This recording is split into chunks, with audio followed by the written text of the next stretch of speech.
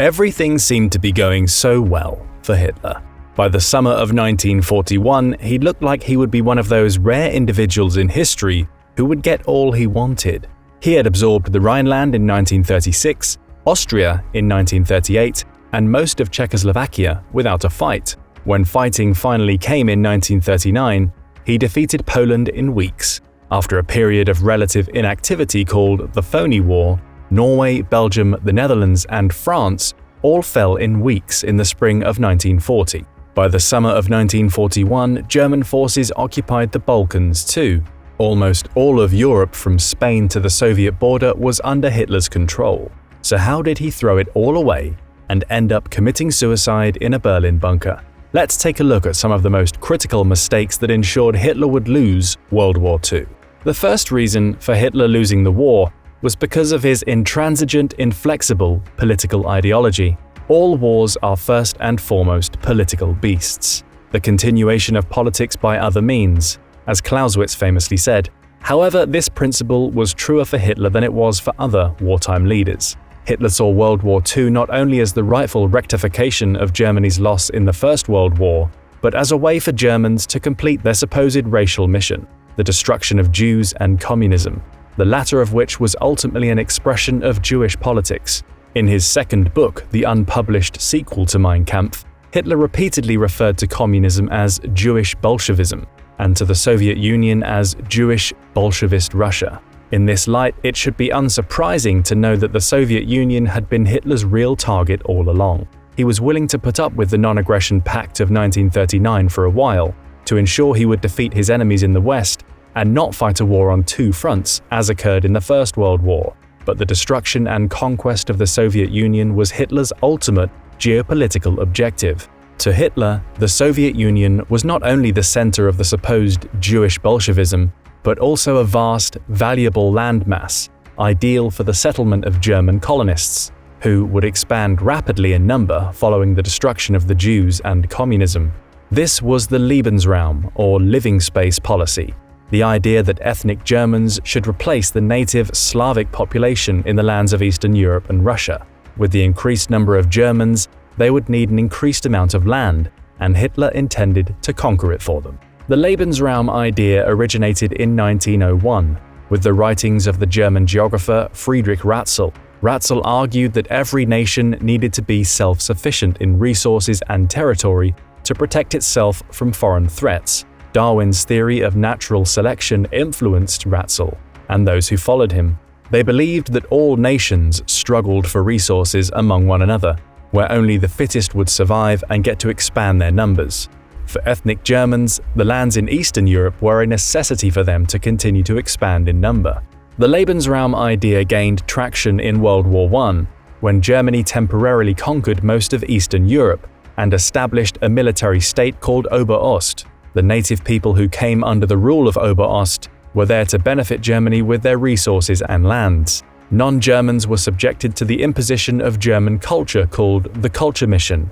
With the Treaty of Brest-Litovsk in early 1918, Germany had conquered vast territories, far beyond the boundaries of the original Oberost. However, Germany's defeat later that year ended its plans for turning Eastern Europe into German living space. Hitler never forgot this, and became convinced that Germans needed the lands and resources of the East. Therefore, instead of stopping when he was at the height of his power, Hitler believed he needed to invade the Soviet Union.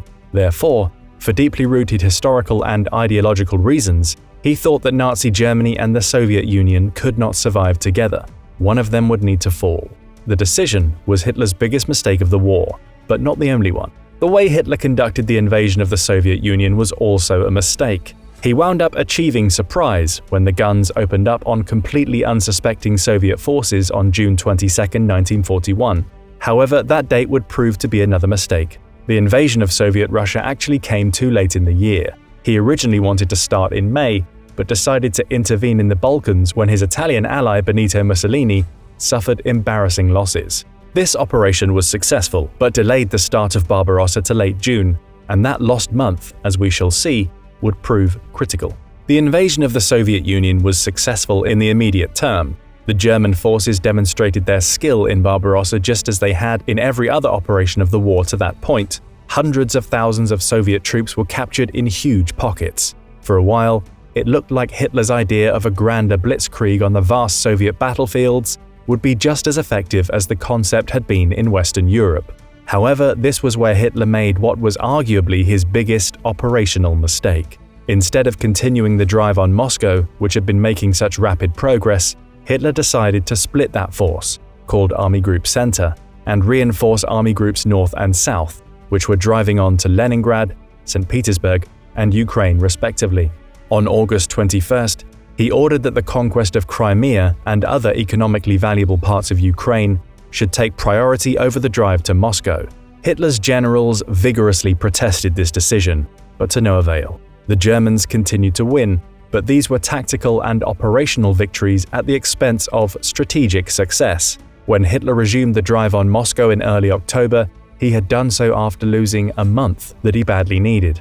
By early December, the Germans got within 12 miles of Moscow, and a reconnaissance unit actually got within 5 miles of the city, but that was the limit of the German advance. The Soviet counteroffensive that began on December 5th ultimately pushed the overstretched and undersupplied Germans 150 miles away from the capital and industrial heart of the country. By failing to take Moscow when he had the chance, Hitler ensured he never would, and that the Soviet Union would stay in the war. Hitler fired many of his generals who advised a tactical withdrawal at this time.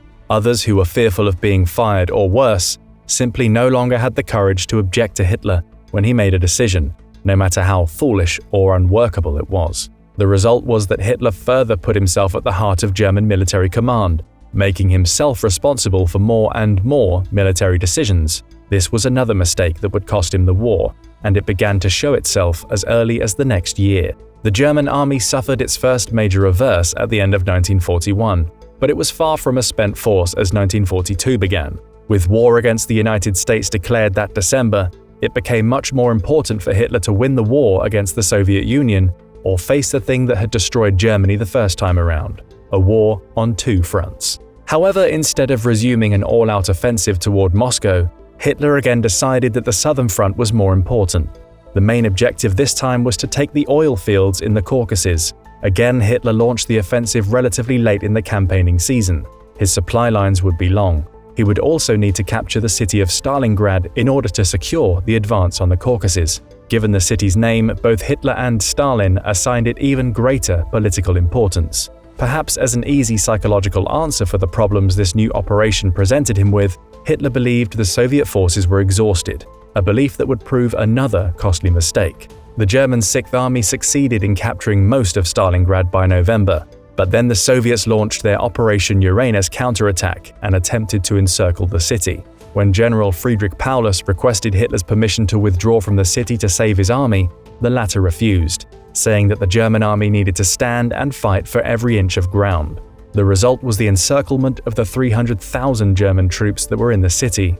A relief attempt led by General Erich von Manstein proved unsuccessful. He only had a small fighting force of about 50,000 men to undertake this task, and it quickly proved impossible to supply the Sixth Army by air, as Luftwaffe commander Hermann Göring had originally proposed. Meanwhile, because Hitler's permission had not been granted, Paulus refused to try to break out from the city and join von Manstein, and the result was the surrender of all his forces to the Soviets in February 1943. Stalingrad proved the tipping point of World War II. The German army had lost some of its best troops and officers, which could not be replaced. It was no longer capable of conducting strategic offensives on the Eastern Front, a result confirmed later in the year during the Battle of Kursk, when an attempted German offensive, Operation Citadel, came to failure. By invading the Soviet Union because of his political ideology, Hitler put the vast fabric of power he had built for himself at risk. By failing to defeat the Soviet Union when he had the chance, he guaranteed that he would slowly but surely fall from this pinnacle. However, Hitler's mistakes in World War II extended far further west. By the middle of 1943, the United States and Britain had kicked Nazi Germany out of North Africa and begun the invasion of Europe, starting in Sicily and moving up through Italy. This shift in the balance of power forced Hitler to divert resources to the west, ending his hopes that the war could be won before it came to a two-front affair. However, by late 1943, it became apparent that the Allies would be planning to breach the Atlantic Wall.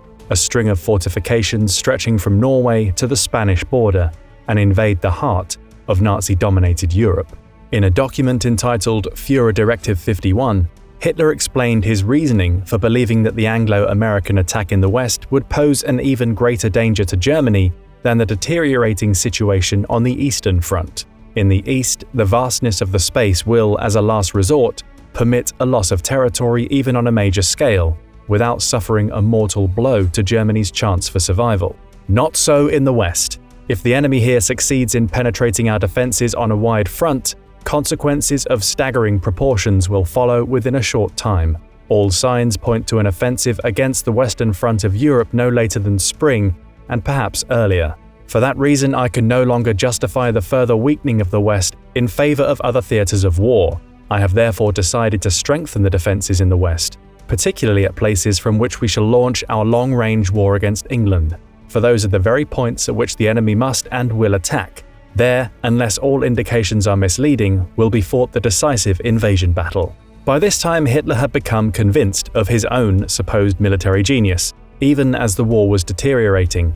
Despite these failures, he still had military control increasingly concentrated within himself. For example, the organizational structure of the German army in the West proved helpful to the Allied task of deception.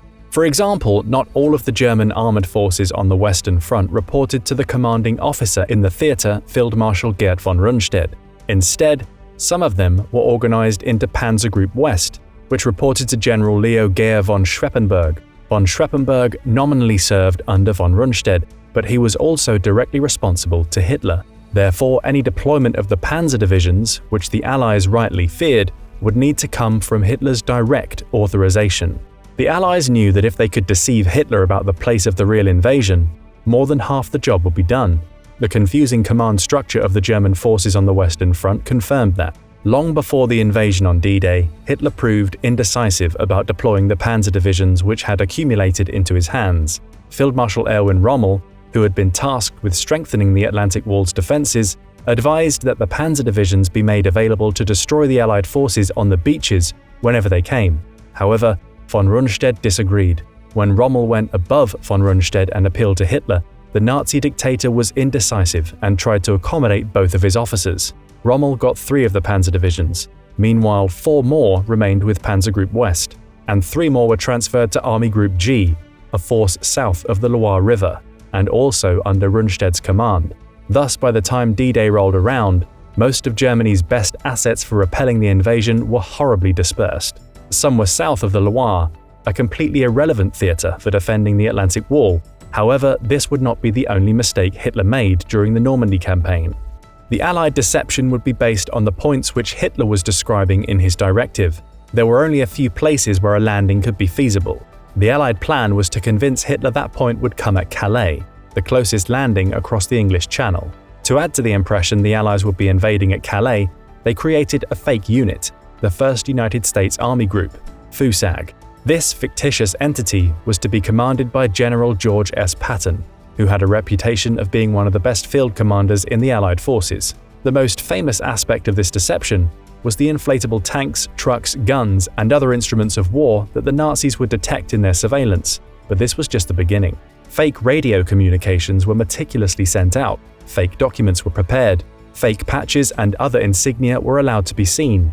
Troop movements were coordinated to appear as if Calais would be the direction of the advance. To further help matters, nearly all of the Nazi spies in Britain had been intercepted and turned into double agents by this time, through the Double Cross program.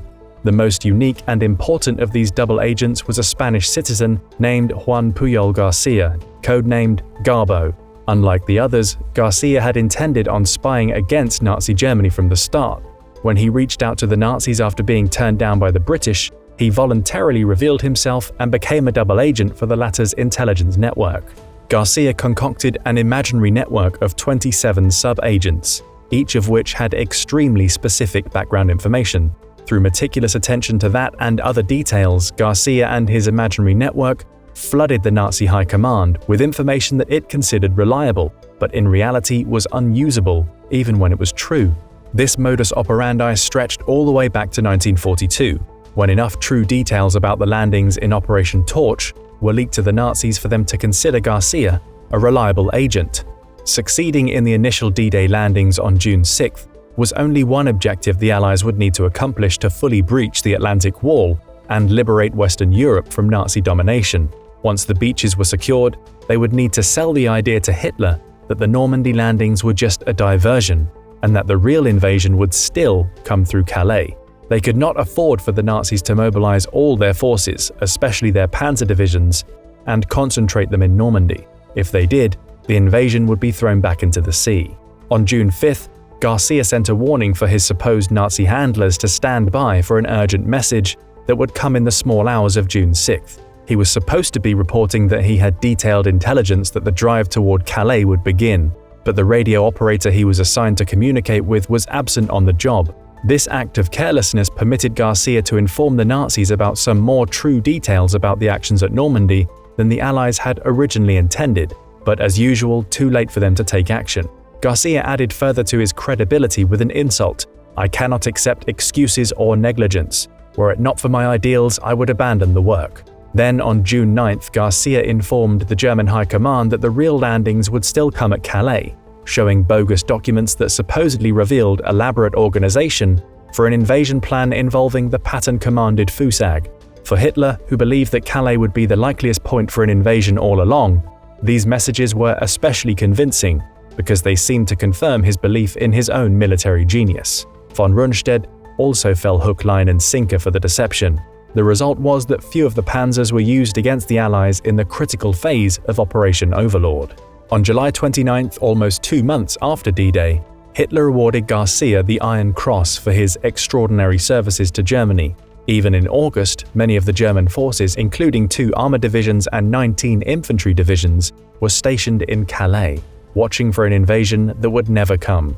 By that time, it was far too late for the Nazis to throw the Allies back into the English Channel. With his unfounded self-confidence as a military leader and the incoherent command structure he created as an expression of it, Hitler ruined his chance to stop the Allies from breaching the Atlantic Wall and opening a war on 2 fronts. As fate had it, Hitler was right about one thing.